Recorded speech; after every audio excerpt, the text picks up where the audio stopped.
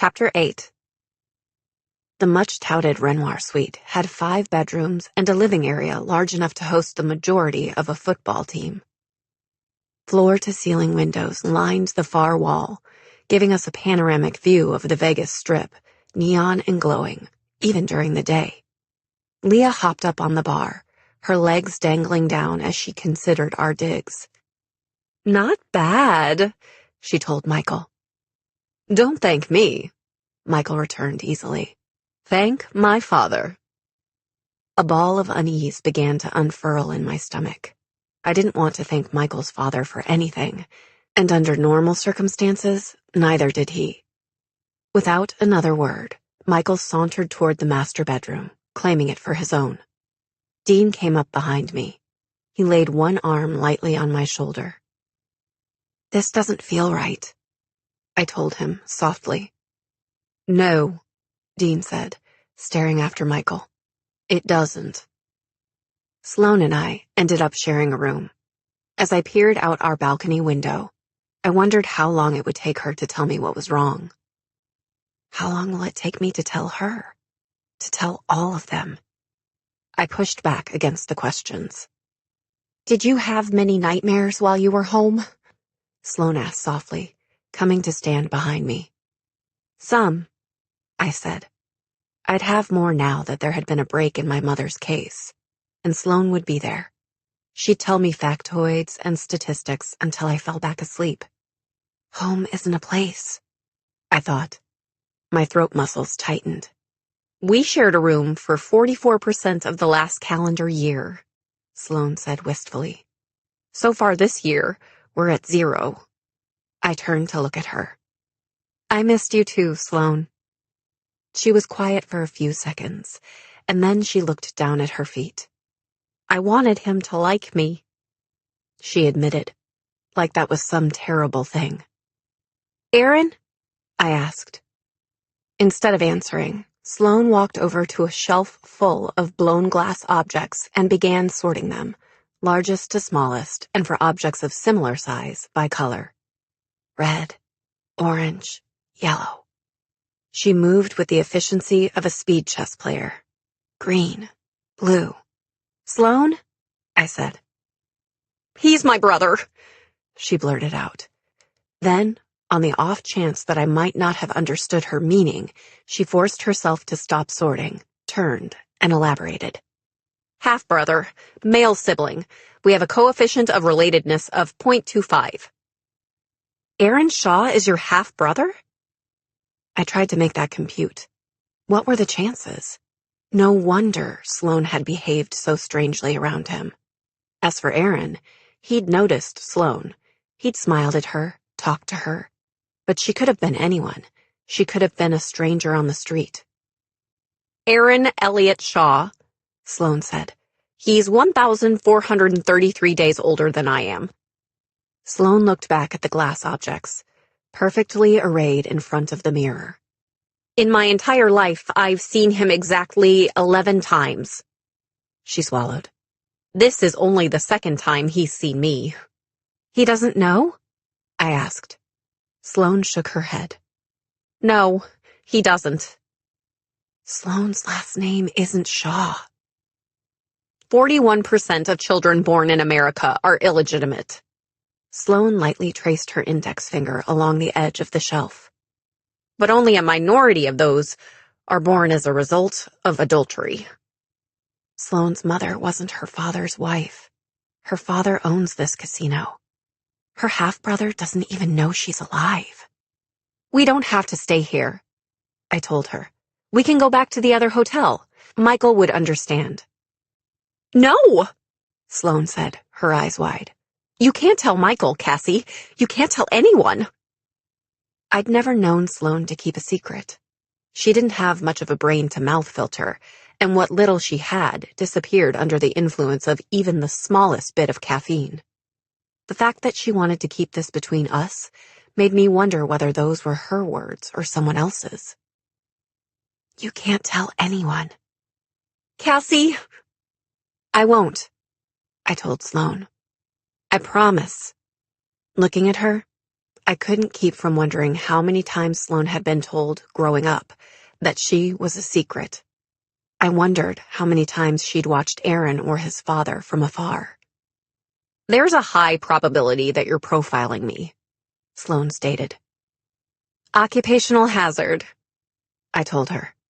"And speaking of occupational hazards, the numbers on the victim's wrists, any thoughts?" Sloane's brain worked in ways that were incomprehensible to most people. I wanted to remind her that here, with us, that was a good thing. Sloane took the bait. "The first two victims were 3213 and 4558. She caught her bottom lip between her teeth, then plowed on.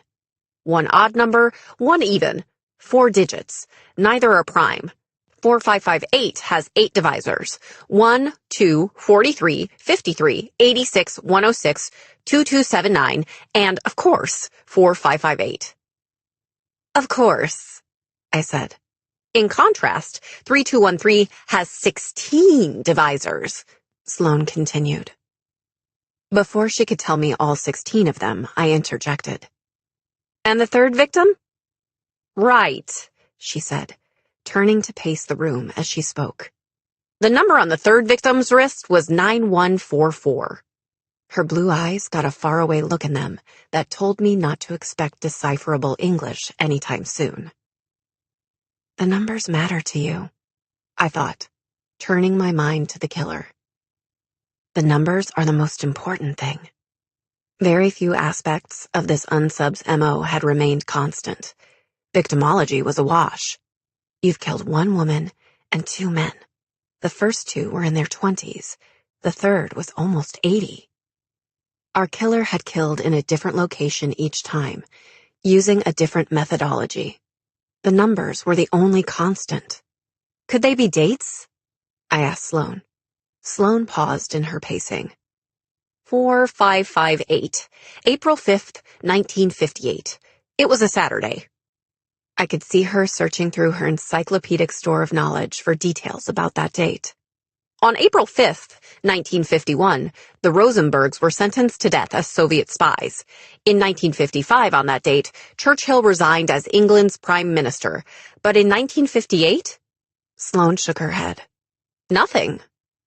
Knock, knock. Leah announced her presence the way she always did, without giving anyone time to object before she sauntered into the room. "I come bearing news." Leah slipped personas on and off as easily as most people switched clothes. Since we'd arrived, she'd changed into a red dress. With her hair pulled back into a complicated swirl, she looked sophisticated and a little bit dangerous.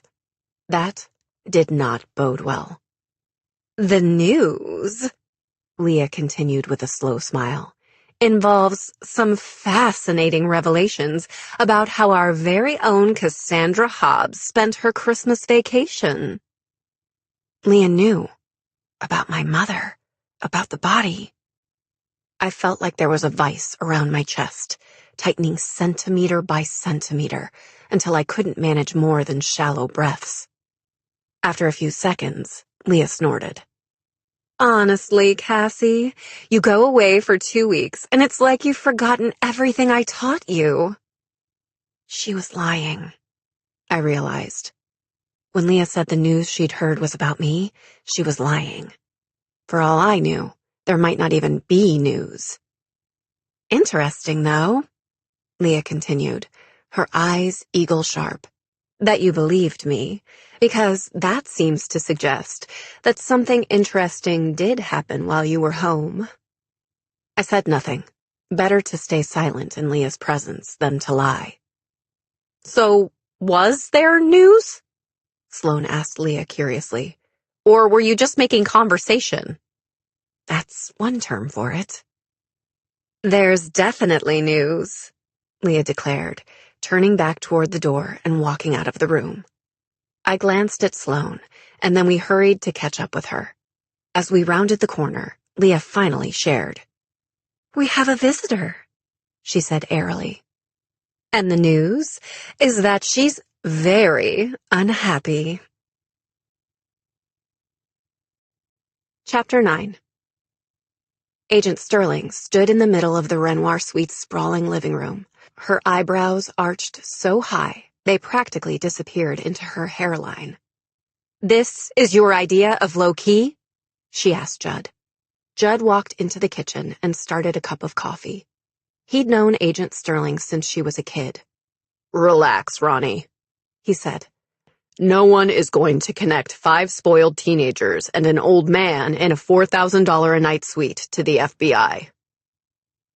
"Given the average yearly salary of an FBI agent," Sloan interjected before Agent Sterling could say anything, "that seems true."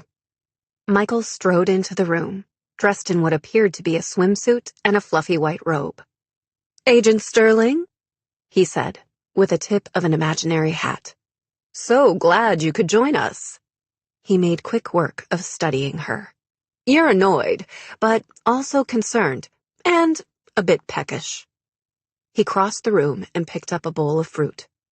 "Apple?" Sterling gave him a look.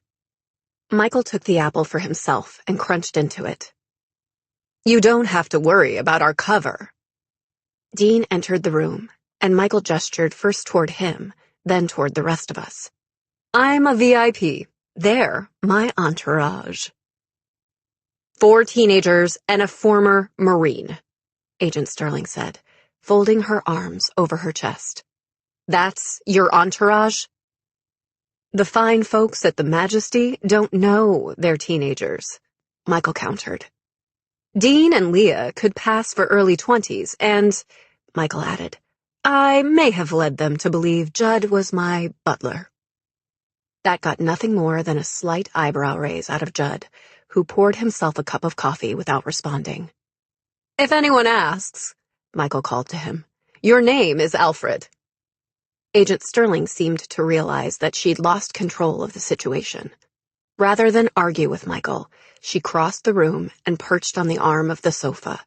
She nodded to the seats and waited for us to follow the unspoken order. We sat. The position she'd taken up meant she was seated higher than the rest of us, looking down. I doubted that was an accident. "Persons of interest." Agent Sterling laid a thick file folder down on the coffee table in front of her, then reached back into her briefcase. "Schematics of the first 2 crime scenes." She passed those to me, and I passed them to Sloan. Finally, she held up a DVD. "The Desert Roses security footage from the casino floor for the hour before and the hour after Eugene Lockhart was shot." "That's it?" Leah asked. "That's all you brought us?" She leaned back in her chair and put her feet up on the mahogany coffee table. "It's like you want me to entertain myself." The evidence Agent Sterling had just handed over gave Sloan plenty to work with. Dean and I could weave through the information they'd collected on the persons of interest. Even Michael could scan the security footage for any emotional outliers. But Leah needed witness interviews, or at the very least, transcripts. "We're working on it," Agent Sterling told her. "Briggs and I will be conducting interviews of our own. I'll make sure they're recorded. If there's something we need a consult on, you'll be the first to know. In the meantime," she stood up and glanced around the massive, sprawling suite, "enjoy your accommodations and stay out of trouble." Leah's expression was all innocence, and all too convincing. Sterling headed for the door.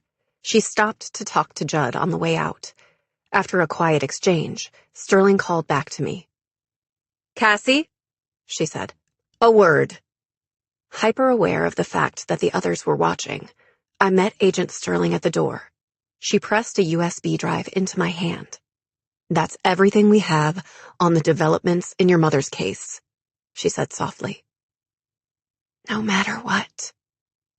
I hadn't let myself think those words in years, and now they were the only thing I could think. Forever and ever, no matter what. "You've been through the files?" I asked Agent Sterling, my mouth going dry. "I have." My hand closed tighter over the drive, as if part of me was afraid she'd take it away. "Judd said he told you not to look at the files alone.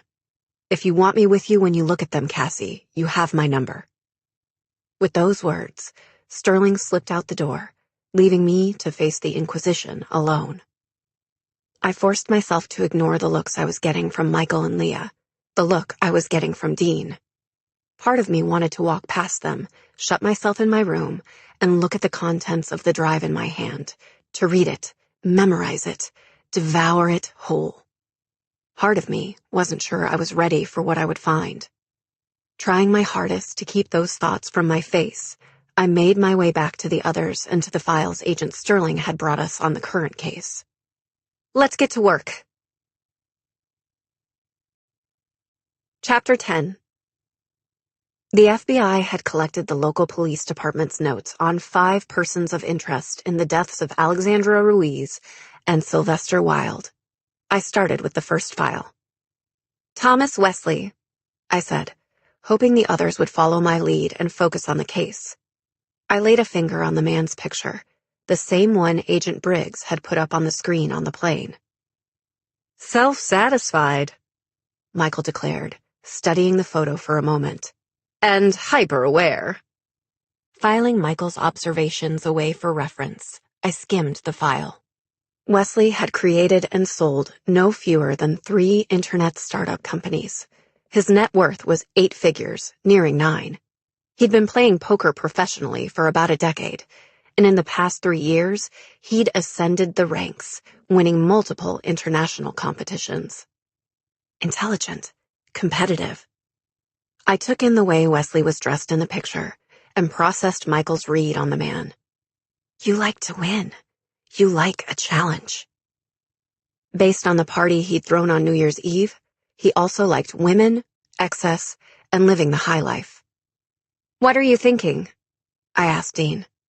He was a warm, steady presence by my side, reading over my shoulder, not asking the questions I knew he had to be thinking about the exchange between Sterling and me. I think our unsub likes a challenge, Dean answered quietly. Just like Thomas Wesley. How many of our POIs are here for the poker tournament? I asked. Picking out potential suspects was significantly easier when there was variation among the people you were profiling. By definition, anyone capable of playing poker at an elite level was highly intelligent, good at masking their own emotions, and amenable to taking calculated risks. Leah thumbed through the files. 4 of the 5, she said. And the 5th is Tori Howard, stage magician, 4 bluffers, and an illusionist. Leah smiled. I do like a challenge. You're methodical, I thought, my brain turning back to the unsub. You plan 6 steps ahead. You get a rush out of seeing those plans come to fruition. In most of the cases we'd worked in the past few months, the killers' assertions of dominance over their victims had been direct. The victims had been overpowered. They'd been chosen. They'd been stalked. And they died looking at the faces of their killers. This unsub was different. Persons of interest 2, 3, and 4. Michael drew my attention back to the present as he spread the files out one by one on the coffee table. Or, as I like to call them, he continued, glancing at each POI's picture for less than a second. Intense, wide-eyed, and planning your demise. The one Michael had referred to as planning your demise was the only woman of the 3. She had strawberry blonde hair with a slight curl to it, and eyes that looked several sizes too big for her face. At first glance, she could have passed for a teenager, but the dossier informed me that she was 25. Camille Holt. I paused after reading her name. Why does that sound familiar? Because she's not just a professional poker player, Leah replied. She's an actress. The dossier confirmed Leah's words. Camille was classically trained, had an undergraduate degree in Shakespearean literature, and had played small but critically acclaimed roles in several mainstream films.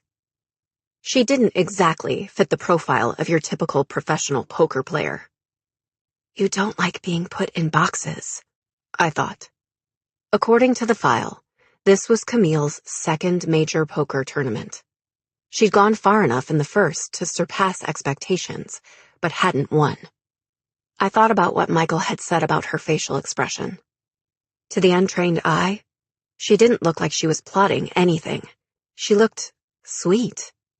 You like being underestimated.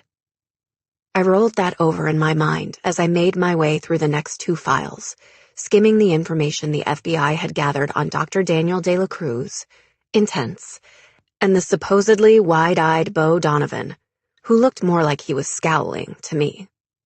De La Cruz was a professor of applied mathematics. True to Michael's assessment, he seemed to approach both poker and his field of study with laser focus and an intensity unmatched by his peers. For maximal contrast, Beau Donovan was a 21-year-old dishwasher who'd entered the qualifying tournament here at the Majesty 2 weeks before. He'd won, giving him the amateur spot in the upcoming poker championship. "Shall we role play?" Leah asked. "I'll be the actress. Dean can be the dishwasher from the wrong side of the tracks. Sloane is the mathematics professor, and Michael is the billionaire playboy." "Obviously," Michael replied. I picked up the final file, the one that belonged to Tori Howard, the only POI who wasn't an elite poker player, the magician. "I'm bored, and approaching really bored," Leah announced when it became clear that none of us were going to take her up on the role-play suggestion. "And I think we all know that's not a good thing." She stood, smoothing one hand over her red dress, while the other grabbed for the DVD. At least on a security video, something might actually happen. Leah popped the DVD into a nearby player. Sloane looked up from her spot on the floor just as the security footage began to play. A split screen showed the view from 8 cameras. Sloane stood, her eyes moving rapidly back and forth as she took in the data, tracking hundreds of people, some stationary, some moving from one frame to the next. "There!" Sloane reached for the remote and paused it. It took me a moment to zero in on what she'd seen. Eugene Lockhart. He was sitting in front of a slot machine. Sloane fast-forwarded the footage. I kept my eyes locked on Eugene. He stayed there, playing the same slot again and again. But then, something shifted. He turned around. Sloane set the DVD to play in slow motion. I skimmed each of the other camera's footage. A blur of motion passed first through one, then through another. The arrow. We watched as it buried itself in the old man's chest. I didn't let myself look away. "The angle of entry," Sloane murmured. "The placement of the cameras." She rewound the footage and played it again. "Stop," Michael said suddenly. When Sloane didn't pause the footage, he reached for the control himself and toggled back, bit by bit. "See anyone familiar?" he asked. I scanned the various camera shots. Bottom right. Dean found her first. Camille Holt. Chapter 11. We spent the next 6 hours buried in the evidence. Sloane and Michael went over and over the video. Dean and I made our way through the final dossier, then worked back through all of them in more detail. We found everything we could online about Camille Holt. I watched interview after interview with her. She was a self-professed method actor who embodied her characters the entire time she was filming a role. You like trying different people's skin on for size. You're fascinated by the way the mind works, the way it breaks, the way people survive things no one should be able to survive. It was there, in the roles she chose. A mentally ill woman on death row, a single mother, weathering the loss of her only child, a homeless teenager turned vigilante after an assault. So, Camille, I wondered, what role are you playing now? According to our files, she'd been at the party where Alexandra was killed. That meant she was present at a minimum of 2 of the 3 murders. Enough, Judd had stayed mostly out of our way, observing, but unobtrusive. Now, he reached for the remote control and turned the television off. "Your brains need time to process," he said gruffly. "And your stomachs need food." We objected. That didn't go well for us. After we pried ourselves away from the evidence, Leah suggested Sloane and I change for dinner, which I took as a threat that she would pick out an outfit for me if I didn't comply. Unwilling to tempt fate, and Leah's fashion sense, I put on a dress. When I went to fold my jeans, the USB drive Agent Sterling had given me fell out of the pocket. I bent to pick it up, half expecting Sloane to come out of the bathroom and catch me in the act. She didn't. I forced myself to open my hand and stared at the drive. No amount of throwing myself into the Vegas case could make this matter less. I'd wanted to see the files, needed to see them. But now that I held the answers in my hand, I was paralyzed. When people ask me why I do what I do, Locke's voice whispered in my memory, I tell them that I went into the FBI because a loved one was murdered. Sensory detail broadsided me, the light reflecting off the knife, the glint in Agent Locke's eyes. There wasn't always a rhyme or reason to what triggered my flashbacks, and there was nothing I could do except ride it out. I was supposed to kill her. Locke continued in my memory, manic with the desire to have been the one to end my mother's life. I was supposed to be the one. I shuddered. When I came back to the present, my palms sticky with sweat, I couldn't keep from slipping into Locke's mind. If you were here, if you had access to new information on my mom's case, I thought, you'd find the person who killed her. You'd kill him for killing her. I swallowed back the emotion rising up inside of me, grabbed my computer, and made my way out into the suite. Judd had forbidden me from looking at my mother's file alone.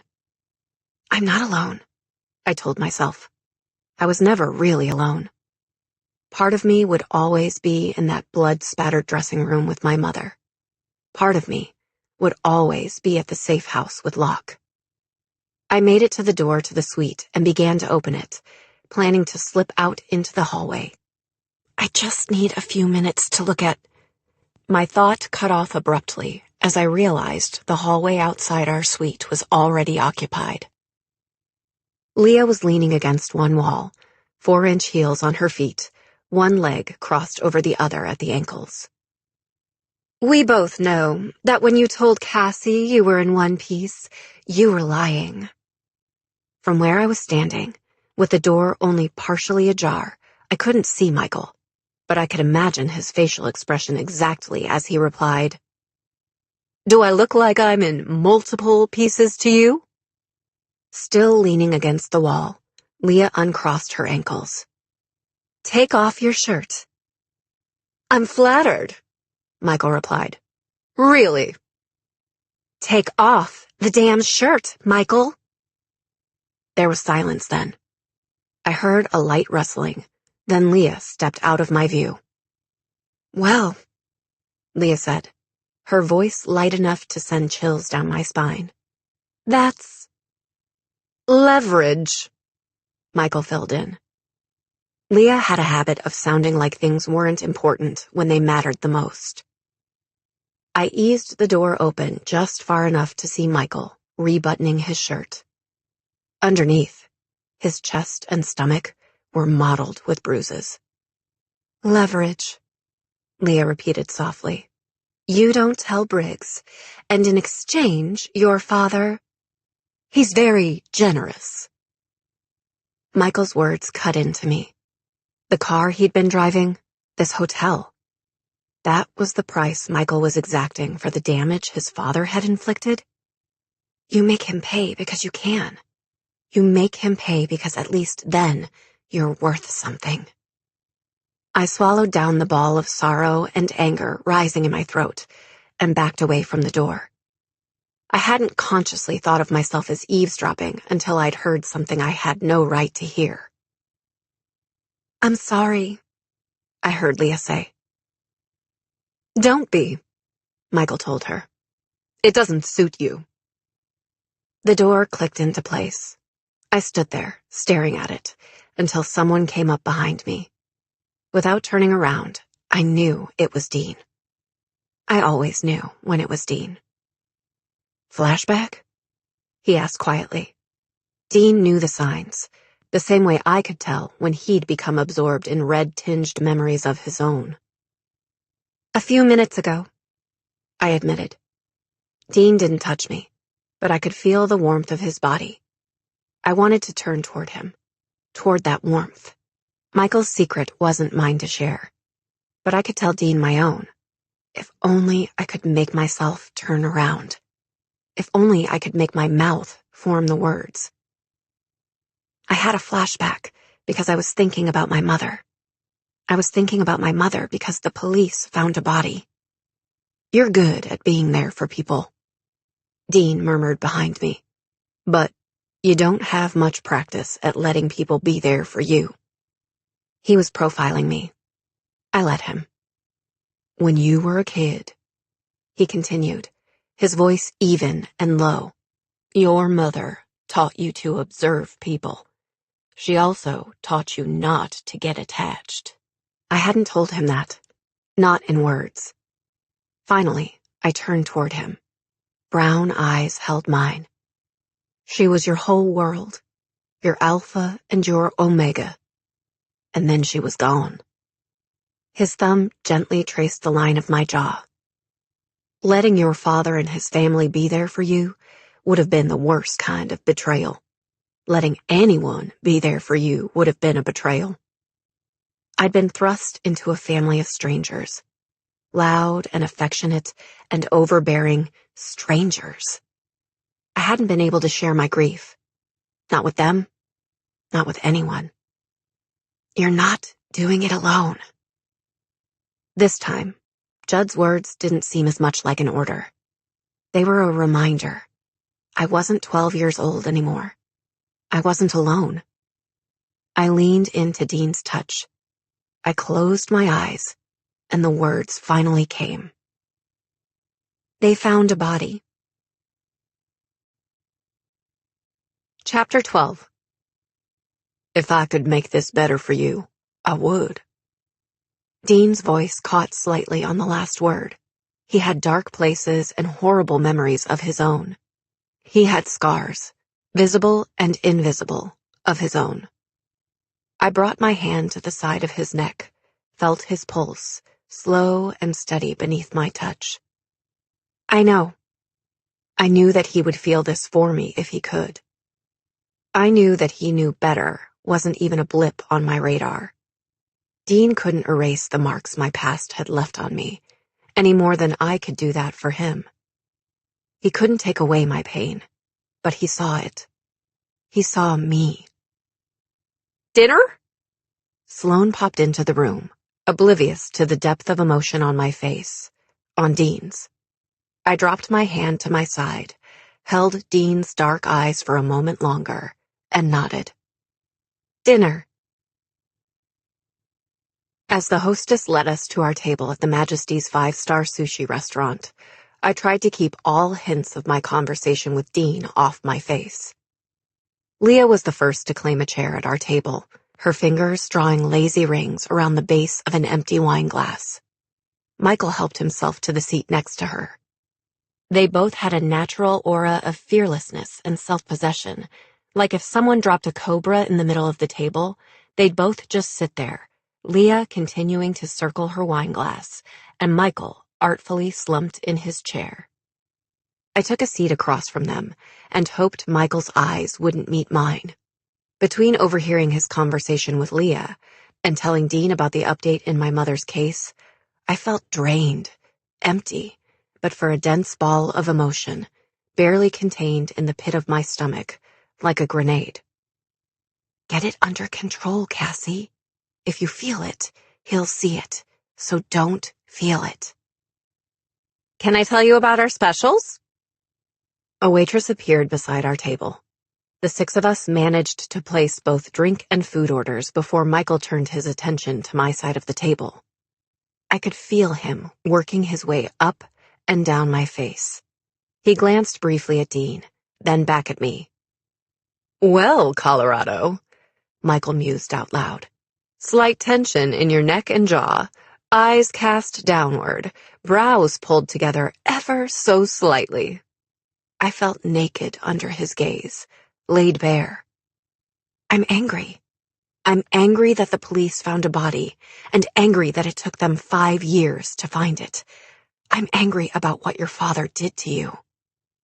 You're sad and you're angry, and you feel sorry for me. An edge worked its way into Michael's voice.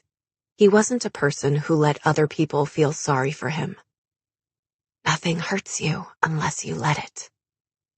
And you, Michael said, pointing a chopstick lazily at Dean, are having one of those oh-so-Dean moments. Self-loathing and inadequacy? Check. Longing and fear? Check. Constant, seething anger, bubbling just under the surface. When you lose the remote control to your television, 4% of the time it ends up in the freezer. Sloane blurted out loudly. Michael glanced at Sloane. Whatever he saw there must have convinced him that now wasn't a good time to be stirring things up with Dean and me. He turned back to Judd and said, "I believe your line is, 'This is why we can't have nice things.'" Beside me, Dean snorted, and the tension that had settled over the table dissolved. "Check out the company." Leah nodded to the bar. I turned to look. Camille Holt. She was sitting at the bar, wearing black shorts and a backless top, sipping a red drink and talking with another woman. "Person of interest, number 5, Dean murmured, eyeing Camille's friend, Tori Howard.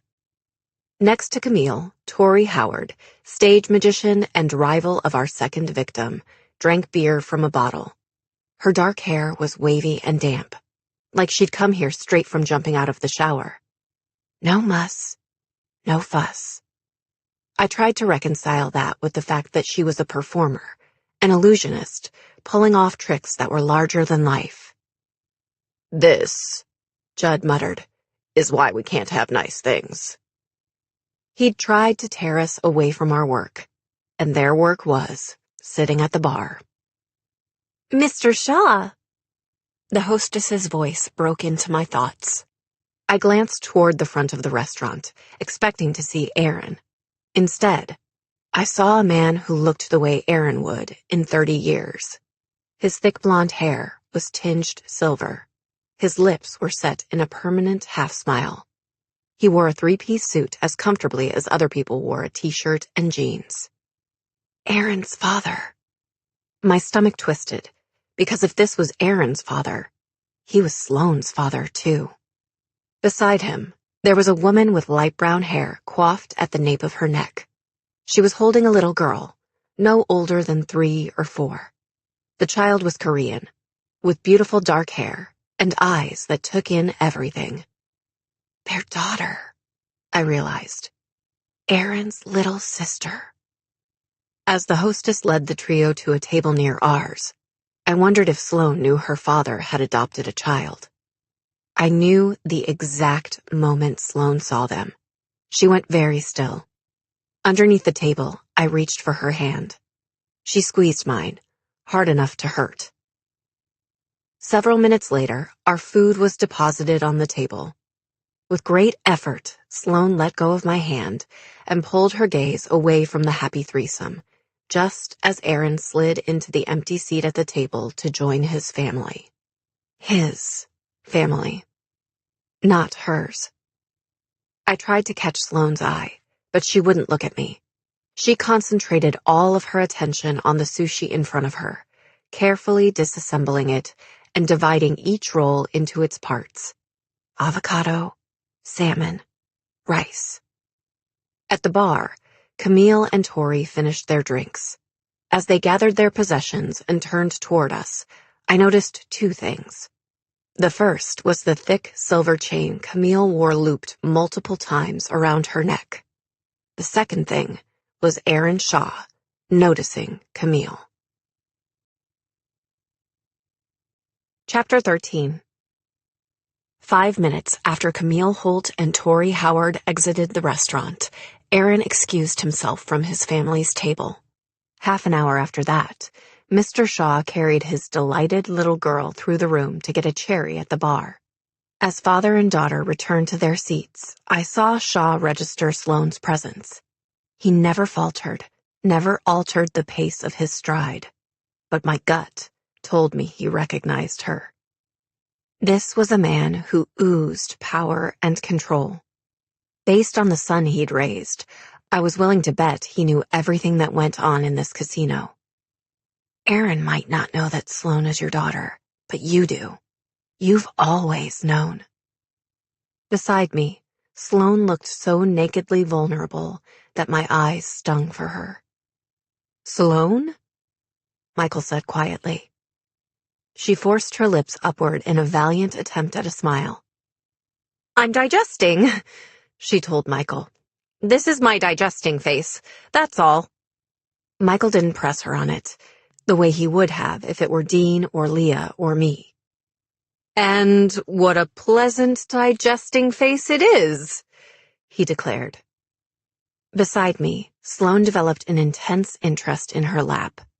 By the time dessert arrived, she was moving her finger back and forth over the surface of her skirt.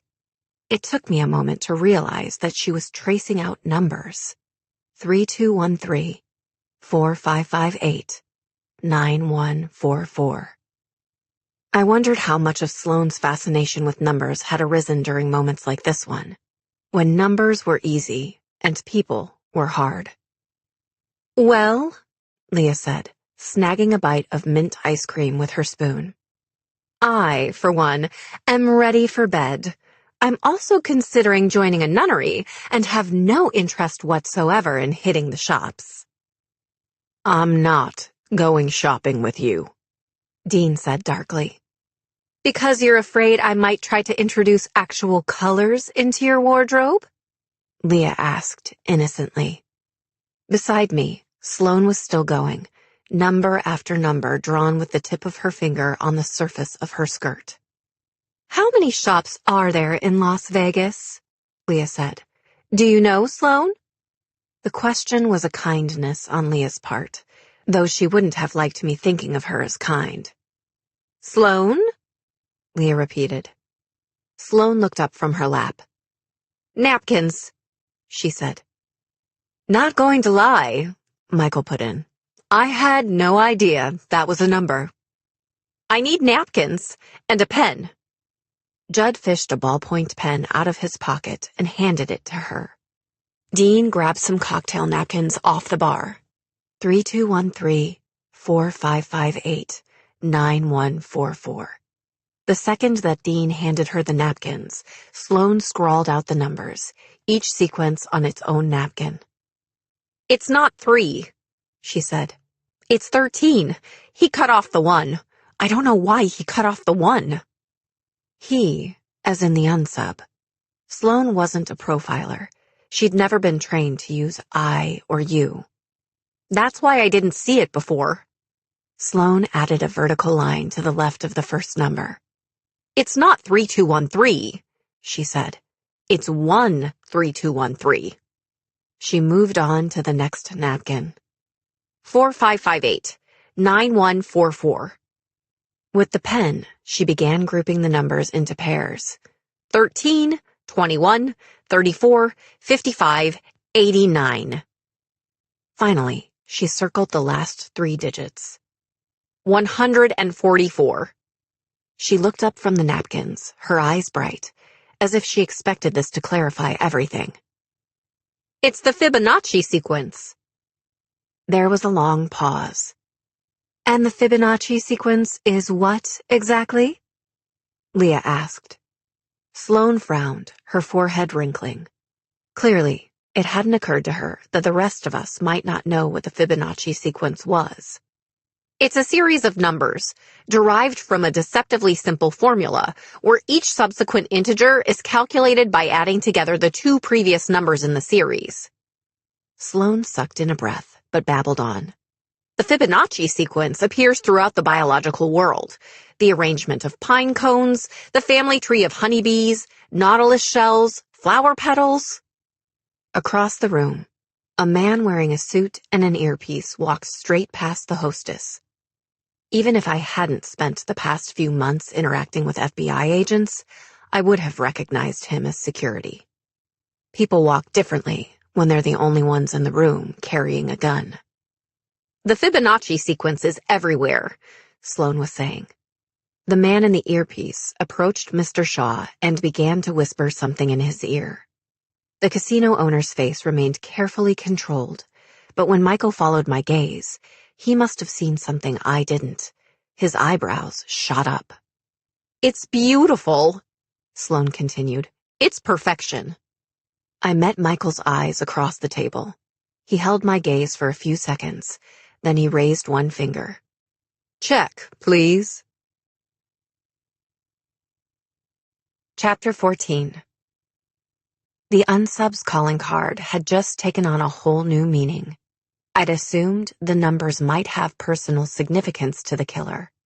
But if they really were part of some famous mathematical sequence, there was a chance the point of the numbers was less about fulfilling our killer's emotional needs and more about sending a message. What message? I smoothed a hand over my dress as we began the long walk back toward the main body of the hotel and casino. That your actions aren't emotional? That they're as predetermined as numbers plugged into an equation? I barely noticed the lights and sounds that bombarded our senses when we hit the casino floor. That you're a part of the natural order, like pine cones and seashells and bees? Judd, Dean, and Sloane hung a left toward the lobby. Michael began veering right. "Shopping?" he asked Leah. Somehow, I doubted that Michael and Leah, if left to their own devices in Sin City, would spend their time perusing the shops. Judd must have been thinking the same thing, because he gave the two of them a look. "I'll have you know I'm very fashionable," Michael told Judd. "You saw something when security came for Sloane's father, Michael. You asked for the check an instant later. You're not going shopping." Dean knew me well enough to recognize when I was profiling someone. "I'll go with Sloane to call Sterling and Briggs," he told me. I heard what he wasn't saying. Go. Whatever Michael and Leah were about to do, I wanted in on it. And if part of the reason was that going back upstairs meant going back to the information that awaited me on that drive, Dean didn't begrudge me that. When I was ready, he would be there. "Fair warning." Leah eyed Dean and me before turning back to Judd. "If you make me go up to the suite right now, there's a very good chance that I will give a full-length performance of The Ballad of Cassie and Dean, complete with musical numbers." "And there is a very good chance," Michael added, "that I will be forced to accompany those musical numbers with a stunning display of interpretive dance." Judd must have decided that it was in the best interest of team harmony to avoid that performance at all cost. "1 hour," he told Michael and Leah. "Don't leave the building. Don't separate. Don't approach anyone related to this case." "I'll go with them," I volunteered. Judd eyed me for a moment. Then he gave a brisk nod. "Make sure they don't burn the place down." It took exactly 30 seconds after we parted ways with the others for Michael to confirm my assumption that he hadn't been overcome with a need to hit the shops. He came to a stop as we reached the edge of the casino floor. For several seconds, he stood there, his gaze moving methodically from one party of people to the next. "What are you looking for?" I asked him. "Curiosity, irritation." He zeroed in on a group of women coming toward us. That mollified look people get when they're offered free drinks in exchange for an inconvenience. He hung a right. This way. As Leah and I followed, Michael continued scanning faces. As we worked our way from the slots to the poker tables, I could sense an emotional shift in the air, even if I couldn't pinpoint it the way Michael could. Incoming, Michael murmured to Leah. Seconds later, a bouncer was glaring down at us. IDs, please, the man said. You have to be 21 or over to be in this area. As luck would have it, Leah told him, it's my 21st birthday. She said those words with a coy smile and just the right level of underlying giddiness. And your friends? The bouncer asked Leah. Leah linked an arm through Michael's. We, she said, just met. And as for Miss Sweet and Innocent looking over there, I know for a fact that there are some pretty incriminating pictures of her 21st floating around on the interwebs, which is why my clothes will be staying on this evening. Did she just... My cheeks flushed scarlet as I processed the fact that, yes, Leah had really just implied that my fictional 21st birthday had taken a Girls Gone Wild turn. The bouncer leaned to one side to get a better look at me. If anything, the mortified expression on my face seemed to sell Leah's story. I'm going to hurt you, I muttered in Leah's general direction. You can't hurt me, she shot back brightly. It's my birthday. The bouncer grinned. Happy birthday, he told Leah. Chalk one up for the professional liar. But I'm still going to need to see some ID. The bouncer turned back to Michael. Company policy. Michael shrugged. He reached into his back pocket and removed a wallet. He flashed an ID at the bouncer, who examined it carefully. It must have passed muster, because then he turned to Leah and me. Ladies. Leah opened her purse and handed him not one, but 2 IDs. He glanced at them and raised an eyebrow at Leah. It's not your birthday, he said. Leah executed a delicate shrug. What's the fun of only turning 21 once? With a snort, the bouncer handed the IDs back to her. This area is closing, he said, for maintenance. If you're looking for poker, you'll want to hit the tables on the south side. When we were a good 10 feet away, Michael turned to Leah. Well? Whatever this area's closing for, she replied. It's not maintenance. I tried to process the fact that Leah had fake IDs for both of us, then caught sight of something about 100 yards away. There, I told Michael, by the sign that says restrooms. A half-dozen security personnel were directing patrons away. Come on, Michael said, looping around to come at the blocked-off area from behind. Back at the restaurant, a man came to get the hotel owner, I said, processing the situation as we walked. I'd bet $1,000 that he's in private security. There was a beat of silence, during which I thought Michael might not reply.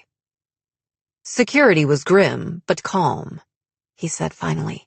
Shaw Sr., on the other hand, looked shaken, calculating, and like someone had just offered him a plate of rotting meat. In that order. We came out on the other side of the slot machines. From this angle, it was clear that they were redirecting foot traffic long before people could reach the area surrounding the bathroom. January 1st, I thought suddenly. January 2nd. January 3rd. 3 bodies at 3 different casinos in 3 days. I didn't realize I'd spoken the words out loud until I felt Michael and Leah staring at me. Today's day 4. As if to mark my words, security parted to let Mr. Shaw past. He wasn't alone. Even from a distance, I recognized the suit-clad pair with him, Sterling and Briggs. You. 1-1, 1-2, 1-3, 1-4. You strip off your clothes and step into the shower, letting the scalding spray hit you in the chest. The water isn't hot enough. It should hurt. It should burn. It doesn't. There was blood this time. 1-1, 1-2, 1-3, 1-4. It's her fault.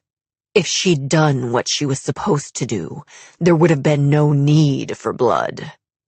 1-1, 1-2, 1-3, 1-4. It's her fault for seeing through you. It's her fault for resisting. You close your eyes and remember coming up behind her. You remember closing your hands around the chain. You remember her fighting. You remember the moment when she stopped. You remember the blood, and when you open your eyes and look at the angry red surface of your own skin, you know that water this hot should hurt. You should burn. But you don't. The smile spreads slowly over your face. 1-1, 1-2, 1-3, 1-4. Nothing can hurt you. Soon they'll see. Everyone will see. And you will be a god. Chapter 15. I stayed up until 2 a.m, sitting on the couch with my phone on the coffee table, waiting for Sterling and Briggs to call, waiting for them to tell us what they'd found in that bathroom. Maintenance issues, the bouncer had said. You didn't call the FBI for maintenance. My mind went to the unsub. You do everything to a timetable. You're not going to stop. You're going to kill one a day, every day, until we catch you. Can't sleep? A voice asked me quietly. I looked up to see Dean silhouetted in the doorway. He was wearing a threadbare white t-shirt, thin enough and tight enough that I could see the steady rise and fall of his chest underneath. Can't sleep, I echoed. You can't either, I thought. A light sheen of sweat on Dean's face told me that he'd been doing sit-ups or push-ups or some other form of physical exercise, punishing enough in repetition to quiet the whispers in his own memories. The things his serial killer father had told him again and again. I keep thinking about the fact that there was probably a body in that bathroom, I said, sharing the source of my sleepless night to keep him from dwelling on his own. I keep thinking that Briggs and Sterling are going to call. Dean stepped out of the shadows. We're allowed to work active cases. He moved toward me. That doesn't mean they're obligated to use us. Dean was telling himself that as much as telling me. When I profiled, it was like stepping into someone else's shoes. When Dean profiled, he gave in to a pattern of thought his early experiences had ingrained in him, a darkness he kept under lock and key. Neither one of us was good at pulling back. Neither one of us was good at waiting. I just keep thinking about the first 3 victims, I said, my voice rough in my throat. I keep thinking that if we hadn't gone to dinner, if we'd worked harder, if you'd done what? I could feel the heat of Dean's body beside me. Something. The word tore its way out of my mouth. Agent Sterling had told me once that I was the biggest liability on the team because I was the one who really felt things. Michael and Leah were experts in masking their emotions and forcing themselves not to care. Dean had lived through horrors at the age of 12 that had convinced him that he was a ticking time bomb, that if he really felt things, he might turn into a monster like his father. And though Sloane wore her heart on her sleeve, she would always see patterns first and people second. But I felt the loss of every victim. I felt my own lack every time an unsub killed. Because every time that I didn't stop it, every time I didn't see it coming, every time I got there too late. If you'd done something, Dean said softly, your mother might still be alive. I knew what kept Dean up at night, and he knew what I was thinking before I did. He knew why I felt the weight of blood on my hands every time we lost a victim because I wasn't smart or fast enough. I know it's stupid. My throat closed in around the words. I know what happened to my mom wasn't my fault. Dean picked up my hand, holding it in his, sheltering it in his. I know it, Dean, but I don't believe it. I won't ever believe it. Believe me, he said simply. I laid my hand flat on his chest. His hand closed around mine, holding onto it and onto me. It wasn't your fault, Dean said. I could feel him willing me to believe that. My fingers curled inward, his shirt bunching in my hand as I pulled him toward me. My mouth came down over his. The harder I kissed him, the harder he kissed back. The closer we were, the closer I needed him to be. You can't sleep, and I can't sleep, and we're here in the dead of night. I caught his lip in my teeth. Dean was gentle. Dean was sweet. Dean was self-contained and always in control. But tonight, he buried his hands in my hair and pulled my head back. He captured my mouth with his. Believe me, he'd said. I believed that he knew what it was like to be broken. I believed that I wasn't broken to him. You're still thinking about what you saw downstairs. Dean ran his fingers gently through my hair, my head on his chest. The threadbare fabric of his shirt was soft against my cheek, the victim of too many washes. I stared at the ceiling. I am. The sound of his heartbeat filled the silence. I wondered if he could hear the sound of mine. Assuming the Majesty's maintenance issue really was another body, that's 4 murders in 4 days. What happens on day 5? We both knew the answer to that question. Why the Fibonacci sequence? I asked instead. Maybe I'm the type of person who needs things to add up, Dean said. Each number in the Fibonacci sequence is the sum of the 2 previous numbers. Maybe what I'm doing is part of a pattern, each kill exceeding the last. Do you like it? I wondered out loud. What you're doing, does it bring you joy? Dean's fingers stilled in my hair. Does it bring you joy? I realized then how that question would have sounded to Dean. I sat up and turned to face him. You're nothing like him, Dean. I ran my hand along his jaw. Dean's greatest fear was that he had something of his father in him. Psychopathy. Sadism. I know that, he told me. You know it, I thought, but you don't believe it. Believe me, I whispered. He cupped a hand around my neck and he nodded. Just once, just a little. My chest tightened, but inside me, something else gave. You're nothing like your father. What happened to my mother wasn't my fault. My heart in my throat, I stood. I went to get the drive with my mother's files on it. and then I walked back and pressed it into his hand. You open the files, I told him, my voice dropping to a lower pitch as it got caught in my throat.